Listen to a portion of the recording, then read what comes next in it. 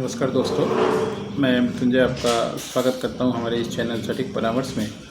और देखिए, आज की इस वीडियो में आप लोग को कुछ चीज़ें बताने वाले हैं कि 10 ग्राम जो गोल्ड है उसका क्या रेट कॉम्बिनेशन चल रहा है मार्केट में, वो भी खासकर लगभग आसपास के जितने भी डेवलप्ड कंट्री हैं उसमें। तो अभी प्रेजेंट सिनेरियो में देखिए, ये आज अप्रैल स्टार्ट हो गया, 1 अप्रैल डेट है आज 2026।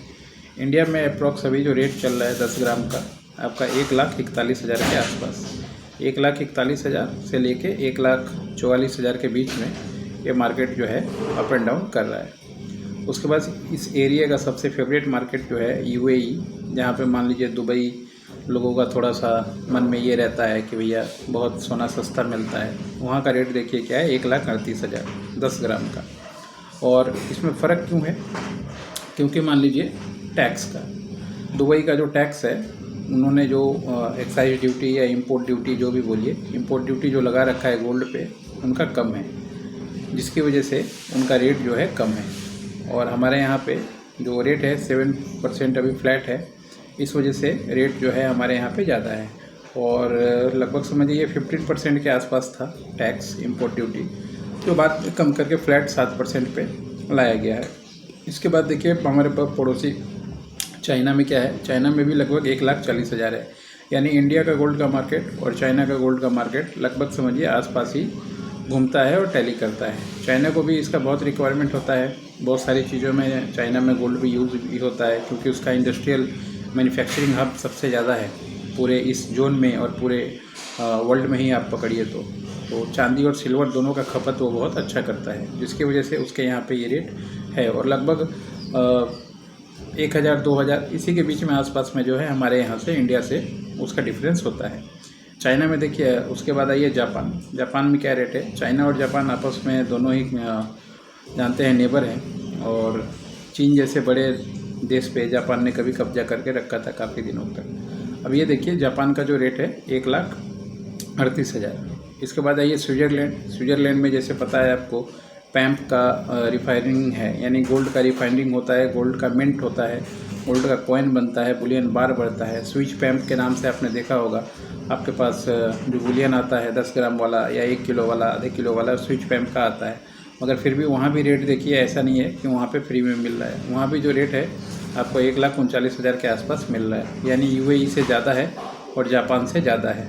इसके बाद यूएसए में थोड़ा क्या है, माइनिंग तो है नहीं, मगर यूएसए जो है आपका मैक्सिको वगैरह से बहुत सारा माइनिंग करवाता है, और अफ्रीकन कंट्री में भी माइनिंग करवाता है। उसके यहाँ पे रेट देखिए क्या है, 1,35,000। तो यूएई से भी कम रेट जो है गोल्ड का, 10 ग्राम गोल्ड का, वो आपका यूएसए में है। फ्रांस में उससे भी कम है, 1,10,000। और यूके में चले जाइए तो 1,08,000। ये मेज़र है। नीचे पाकिस्तान है, उसका नाम ना ही लेना ठीक है, क्योंकि वो क्या सोना रखेगा, कंगाल, रोटी और आटा मिल जाए वही बहुत है उन लोगों के लिए। तो ये सिचुएशन है अभी। सबसे कम यूके में है, और यूके का ही जो मार्केट है समझिए, LMBA बोलते हैं, लंदन बुलियन एक्सचेंज, उसी से पूरा वर्ल्ड में जो है मार्केट कंट्रोल होता है। कंट्रोल मतलब कि जैसे डॉलर कंट्रोल करता है करेंसी को, वैसे ही ये लोग गोल्ड के मार्केट को कंट्रोल करते हैं। और यहीं का रेट निकल के फिर बाकी MCX पे जाता है, कॉमेक्स पे जाता है, या मान लीजिए अलग अलग जो देश के, इन सब देशों का जो एक्सचेंज है, जैसे MCX है हमारे यहाँ कमोडिटी एक्सचेंज, वैसे वो लोग भी उसको फॉलो करते हैं, और फिर एक पैटर्न बन के पूरे वर्ल्ड में काम होता है।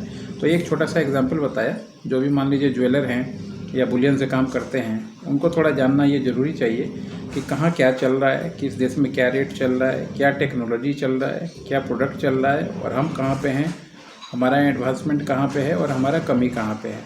जब तक ये पूरा सिनेरियो आप नहीं जानेंगे मार्केट में, तब तक अब वो ज्वेलरी का पुराना सिस्टम गया कि आप दुकान खोल के बैठे हैं और आपका काम होगा और होगा ही होगा। अब वो सिस्टम नहीं है।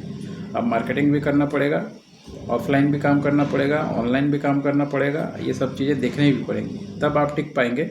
नहीं तो 2-4 ग्राहकों को सिर्फ बेवकूफ़ बना के आप बिजनेसमैन नहीं बन सकते। दुकानदारी रह जाएंगे। इसीलिए बिजनेसमैन बनना है तो दुकानदारी वाले कॉन्सेप्ट से बाहर निकलना पड़ेगा, सीखना पड़ेगा, कॉमेक्स सीखना पड़ेगा, MCX सीखना पड़ेगा। और आप लोग ज्वेलर कम्युनिटी से हैं, सुनार हैं, सीखने की आदत है, पैसे की कमी नहीं है, तो थोड़ा सा एजुकेशन की तरफ, खासकर अपने ही फील्ड का आपका ये एजुकेशन है, उस तरफ बढ़ें, ताकि मान लीजिए आपका धंधा जो है जो 100-200 साल से चल रहा है पीढ़ियों से, वो आगे भी कंटिन्यू करें। नहीं तो कहानी ख़त्म होते ज़्यादा टाइम नहीं लगता।